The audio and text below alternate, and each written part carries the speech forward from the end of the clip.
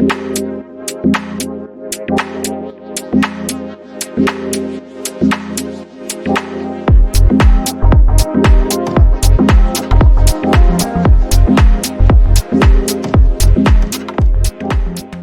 salut Hugo, déjà merci de prendre le temps de discuter avec moi aujourd'hui.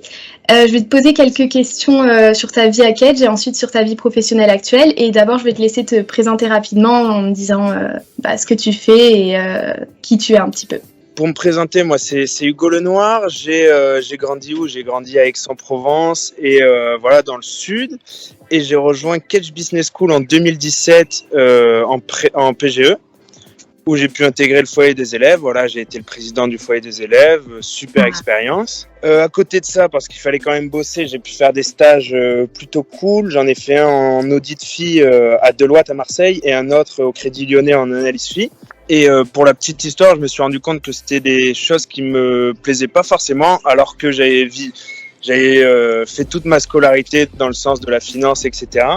Donc à la fin de mes études, grande période de doute, où j'ai eu la chance d'être aidé par le Career Center de Kedge, qui m'a beaucoup aidé pour réfléchir à ce que j'aimais faire et ce que je devais faire comme job. Après les quelques entretiens qu'on a pu faire au Career Center, on s'est rendu compte que ce qu'il me fallait, moi, c'était une start-up, plus orientée finance pour pouvoir faire valoir mes compétences et l'expérience que j'avais acquise, et un poste de sales pour avoir le goût du challenge, être drivé aussi par le variable, voilà, que chaque journée soit différente, être dans un univers qui bouge avec des gens jeunes, voilà, avec une bonne ambiance. Et c'est ce que j'ai réussi à trouver à Agicap, qui est une fintech lyonnaise qui aujourd'hui commence à être un peu connue parce que ils ont fait une grosse levée de fonds à 100 millions et là ils visent objectif devenir une licorne. Donc ça c'est cool. Et du coup là aujourd'hui je suis à Lyon et ça fait 2 mois maintenant que j'ai commencé là-bas et c'est très bonne expérience, bon kiff. Du coup, toi, tu avais fait un master axé sur quoi plutôt à Kedge exactement? Alors clairement je vais pas la jouer entretien. Moi j'avais fait le parcours à la carte parce que j'avais pas vraiment envie de me spécialiser, mais j'ai quand même choisi des matières orientées finance. J'avais fait audit, finance de je sais plus quoi, compta, gestion. Bref, la plupart de mes matières, c'était quand même orienté finance. Et du coup, est-ce que tu peux nous parler un peu plus de ta participation dans l'asso, enfin le foyer de Kedge, qu'est-ce que ça t'a apporté, vraiment tes missions, etc. Déjà en étant président, tu as quand même des qualités au final qui vont se développer sur la partie leadership, management, etc. Qu'est-ce que ça m'a apporté? Des bons potes et une expérience certes associative mais très professionnalisante parce qu'on gérait quand même c'était style un café événementiel qui fait 100 000 euros de chiffre d'affaires, donc il y a quand même des vrais trucs à faire, manager plusieurs projets en même temps, faire des réunions, suivre les différents projets, ça c'est des qualités qu'on recherche dans le milieu professionnel ensuite. Donc sous le couvert du côté un peu ludique, ça a été super enrichissant pour après. Et est-ce que tu as gardé contact avec par exemple des gens de l'asso ou des gens de Kedge tout simplement? Alors avec les gens de l'asso, toute l'asso j'ai gardé contact, et après avec les gens de Kedge ça a été limité à mon cercle d'amis proches. Est-ce que tu peux me raconter un peu plus en détail ce que tu as fait au niveau des stages ou même est-ce que tu as fait un semestre à l'étranger durant ton parcours? Alors, j'ai pas eu la chance de faire un semestre à l'étranger parce que je voulais le faire en M2 et il y a eu le Covid qui m'a empêché d'y aller. Et pour te parler un peu plus de mes stages, du coup, le premier stage c'était à Deloitte. Deloitte, c'est assez connu, c'est un job ultra carré. Ouais. Où tu as la chance quand même de changer de mission toutes les 2-3 semaines, voire tous les mois. Tu changes de mission, tu changes d'entreprise, tu changes aussi tes équipes, donc tu apprends à connaître d'autres personnes. Tu bosses beaucoup, ça se fait des 9h, 21h, quand tu sors d'école de commerce, t'es pas forcément prêt. Ouais. Mais voilà, c'est un rythme de travail qui est intéressant à apprendre. Après, moi, j'ai pas plus kiffé que ça parce que t'as pas vraiment la place à l'imagination. C'est très carré, on te demande de faire quelque chose, il faut que tu le fasses. Ouais. Donc ça pas forcément plu, et donc j'ai persisté en voulant aller au Crédit Lyonnais, et donc là pareil, l'univers bancaire c'est un peu mou. Des outils qui sont vieux, tu perds plus de temps à utiliser les outils qu'à produire ou à être dans l'analyse.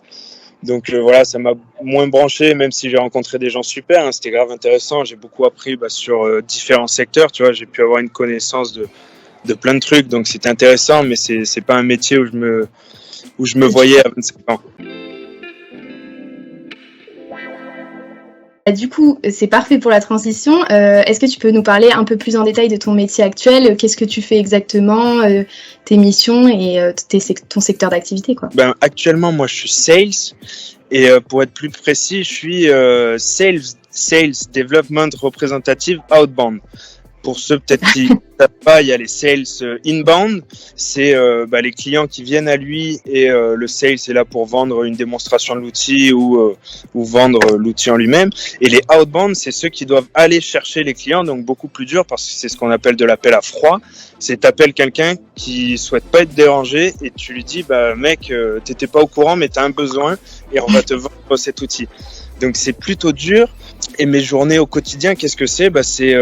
C'est trouver des secteurs d'activité qui peuvent être pertinents en fonction de l'économie mondiale actuelle. Par exemple, la crise en Ukraine, ça a entraîné, j'en sais rien, une pénurie d'huile de tournesol. T'appelles les fabricants de mayonnaise en leur disant comment vous gérez ça. Donc si tu veux, l'idée c'est de se créer un pipe avec une liste de personnes à appeler. Tu les appelles, tu leur proposes une démonstration de l'outil et ensuite tu envoies le client à une autre personne parce que nous c'est quand même divisé.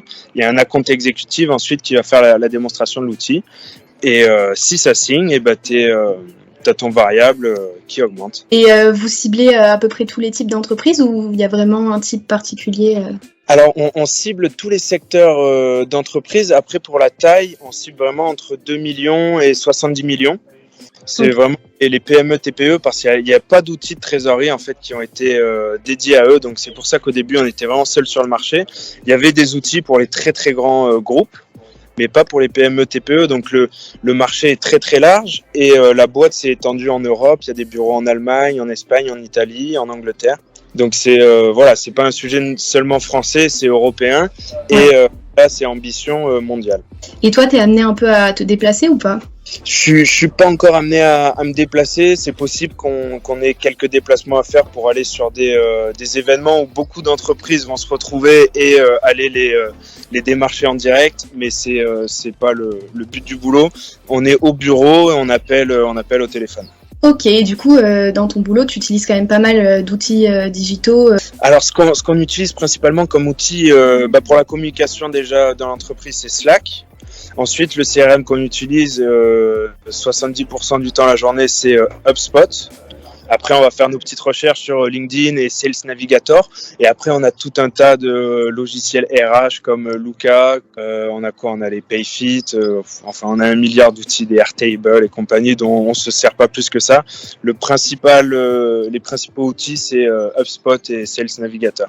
Ok, ouais. Et t'as découvert tout ça sur le tas J'ai découvert tout ça, oui, sur le début, beaucoup d'informations. Parce que même après, tu as des logiciels pour aller chercher les numéros comme Casper, Lusha, Datarosa. Tu as vraiment plein d'outils en fait. Ok, très bien. Ça a l'air de te plaire, en tout cas, ça donne envie. Ouais, c'est vraiment cool. Il y a plein de trucs à apprendre et surtout l'équipe. L'équipe, c'est que des écoles de commerce à 25-27 ans.